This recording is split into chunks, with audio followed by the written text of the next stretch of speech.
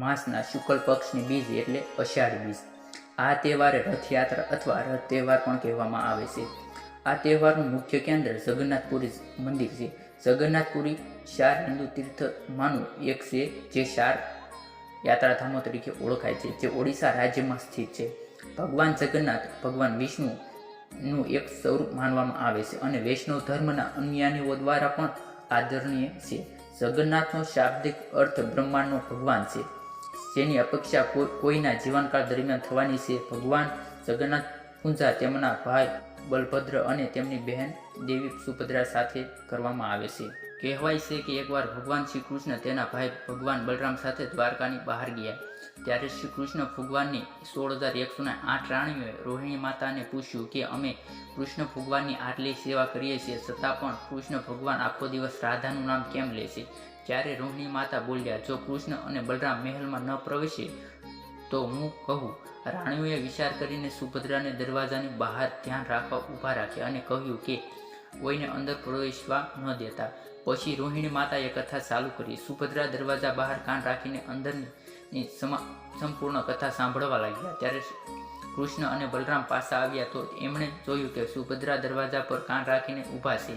કૃષ્ણ અને બલરામ રાજમહેલમાં પ્રવેશવા ગયા તો સુભદ્રાએ તેમને રોક્યા. તો કૃષ્ણ અને બલરામ સુભદ્રાની જેમ દરવાજા પર કાન રાખીને અંદરની કથા સાંભળવા લાગ્યા. ત્યારે અચાનક ભક્તિના ભાવને લીધે ત્રણેયના હાથ અને પગ સંકોચવા માંડ્યા અને આંખો મોટી થવા લાગી. ત્યારે કૃષ્ણ ભગવાનને મળવા નારદ મુનિ દ્વારકા આવ્યા તો એમણે જોયું કે કૃષ્ણ ભગવાન હાથ અને પગ સંકોચાઈ ગયા અને આંખો મોટી થઈ ગઈ હતી. નારદ મુનિએ શ્રી કૃષ્ણ ભગવાનને કહ્યું, તમારું આ રૂપ જગતને બતાવો. તો કૃષ્ણ ભગવાને નારદ મુનિને આ રૂપે ત્રેતા યુગમાં જગતનો બતાવવાનું વચન આપ્યું. ભારતમાં મુખ્ય રથયાત્રા જગન્નાથપુરીની રથયાત્રા છે. આ ઉપરાંત અનેક શહેરોમાં આ દિવસે રથયાત્રાનું આયોજન કરવામાં આવે છે. ગુજરાતમાં અમદાવાદમાં જગન્નાથ મંદિરથી નીકળતી રથયાત્રા ગુજરાતની સૌથી મોટી રથયાત્રા છે. દરરોજ ભક્તો ભગવાનના દર્શન કરવા ભગવાન પાસે જવું પડે છે, પરંતુ રથયાત્રાના દિવસે એટલે કે અષાઢી બીજ ભગવાન સ્વયં સામે ચાલીને પોતાના ભક્તોજનો પાસે જાય છે. જગન્નાથ એટલે કે શ્રી કૃષ્ણ, સુભદ્રા અને બલરામની મૂર્તિઓનું જગન્નાથ મંદિરમાં તો આખું વર્ષ પૂજન અર્ચના કરાય છે, પણ વર્ષમાં એક વખત અષાઢી બીજના દિવસે ત્રણેયની મૂર્તિઓ મોટા રથમાં પધરાવી બડા દંડા તરીકે ઓળખાતી પુરીની મુખ્ય બજારમાં લઈ આશરે 3 કિલોમીટર દૂર ગુડિયા મંદિર લવાય છે અને જાહેર જનતાને દર્શનનો લાભ આપવામાં આવે છે.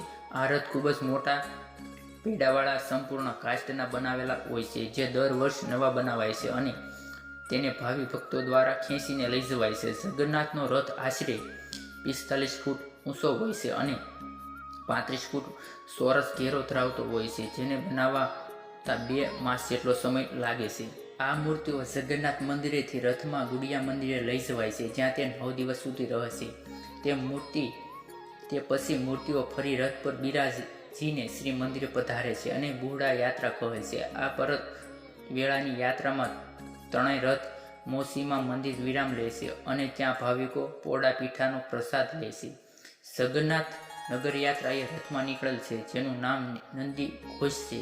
કહેવાય છે કે આ રથ ઇન્દ્ર દ્વારા આપવામાં આવે છે. આ રથને સંપૂર્ણ પીળા રંગથી શણગારવામાં આવે છે. ભાઈ બલરામને મળેલ રથ તાલવાન દેવતાઓએ આપેલો હોવાથી તેમનું નામ તાલધ્વજ છે અને સુભદ્રા માતાનું રથનું નામ પદ્માવત છે. રથયાત્રા દરમિયાન દોરડાઓ દ્વારા રથને ખેંચવાનો કાર્યને એક અત્યંત ધાર્મિક કાર્ય માનવામાં આવે છે. આ માન્યતા જ વિશ્વભરમાં લાખો પ્રવાસીઓને રથયાત્રા દરમિયાન આકર્ષક છે. અષાઢી બીજ એટલે કચ્છનું નવું વર્ષ. નવા વર્ષની ઉજવણીના ભાગરૂપે કચ્છની પહેલી રાજધાની લાખિયાવીરાને ખાસ શણગારવામાં આવતું હતું. કચ્છભરમાં નવ વર્ષના વધામણા કરવામાં આવે છે. અષાઢી બીજના દિવસે કેમ કચ્છનું નવું વર્ષ શરૂ થાય છે તેનો ઇતિહાસ પણ રસપ્રદ છે. 1605માં કચ્છના પ્રથમ મહારાવે તેની સ્થાપના કરી હતી. કચ્છના રાજા જામલાખો ફુલાણી રાજધાની સીમા નક્કી કરવા અને શેડો શોધવા માટે નીકળ્યા હતા, પરંતુ તેમને સફળતા મળી નહીં. એ સમયે અષાઢ મહિનો શરૂ થયો હતો અને વરસાદ પણ વધુ પડવાથી ચારે કોર હરિયાળી ફેલાઈ હતી, જે જોઈને રાજા પ્રસન્ન થયા અને અષાઢી બીજના દિવસે કચ્છનું નવું વર્ષ તરીકે ઉજવવાનું પ્રમાણ કર્યું. ત્યાર પછી આ દિવસને નવા વર્ષ તરીકે ઉજવવામાં આવે છે. આશરે 860 વર્ષથી કચ્છનું માંડવું એ અષાઢી બીજના દિવસે નવા વર્ષ તરીકે ધામધૂમથી ઉજવવામાં આવ્યો છે. ખેડૂતો પોતાના ખેતીના સાધનોની પૂજા કરે છે. ઘરની બહાર દીવા અને રોશની કરી ભગવાનને તથા વડીલોને પગે લાગી મીઠાઈઓ એકબીજાને ખવડાવીને સર્વને નવા વર્ષની શુભેચ્છા આપે છે. ભગવાન શ્રી કૃષ્ણ, બલરામ અને સુભદ્રાની પ્રતિમાઓ સાથે દર વર્ષે 3 વિશાળ રથમાં ભવ્ય શોભાયાત્રા કાઢવામાં આવે છે. જનકપુરીથી જગન્નાથપુરીના મંદિરે ભક્તો દ્વારા વિશાળ રથ ખેંચાય છે. જે દર 12 વર્ષે મૂર્તિઓ બદલાવવામાં આવે છે. નવી મૂર્તિઓ પણ અધૂરી રહે છે.